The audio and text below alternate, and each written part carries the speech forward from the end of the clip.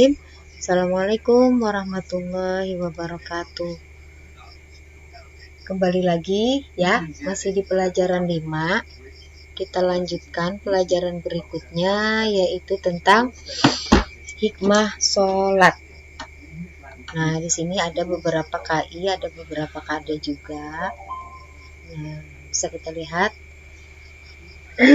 KI-KD-nya, yaitu yang pertama 1.10 menjalankan ibadah sholat dengan tertib. Kemudian 2.10 menunjukkan perilaku kerjasama sebagai implementasi dari pemahaman hikmah ibadah sholat. Terus selanjutnya 3.10 memahami hikmah ibadah sholat melalui pengamatan dan pengalaman di rumah dan di sekolah. Nah, di sini ada 4 indikator ya. Yang pertama 1.10.1 membiasakan melaksanakan sholat tepat waktu. 2.10.1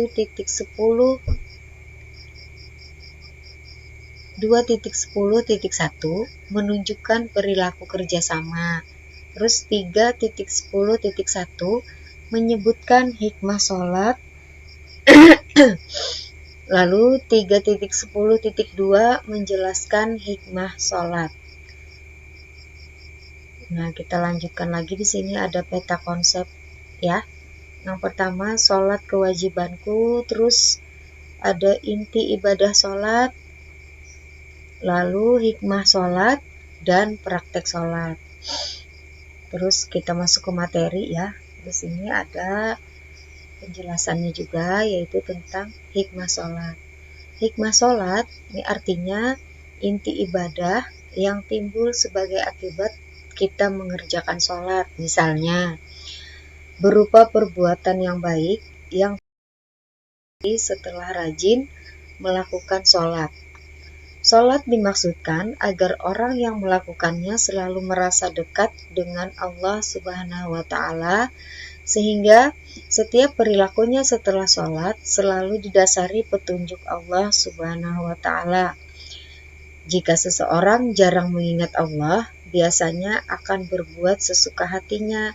Namun, dengan sholat, seseorang akan berbuat baik sesuai petunjuk Allah Subhanahu wa Ta'ala.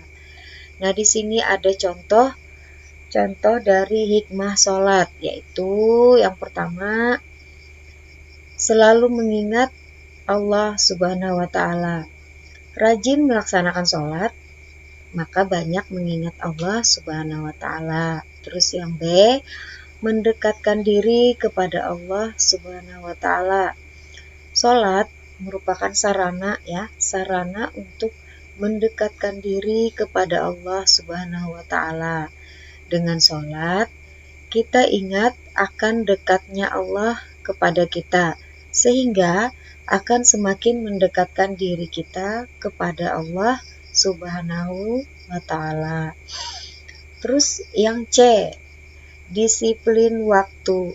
Nah, orang yang sholat tepat waktu selalu menggunakan waktunya dengan baik. Terus yang D, hidup bersih ya.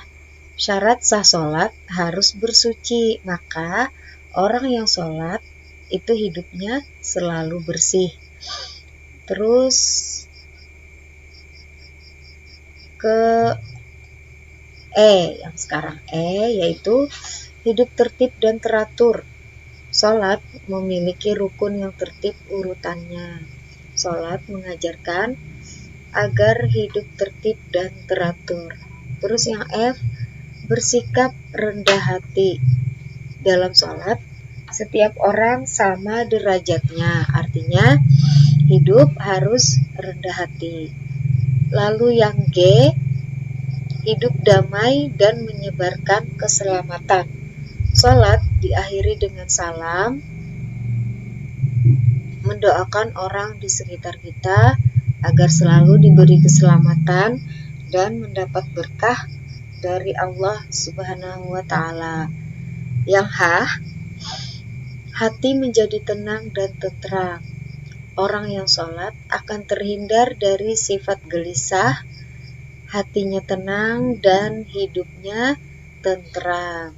Yang I, membina kebersamaan, persatuan dan persaudaraan.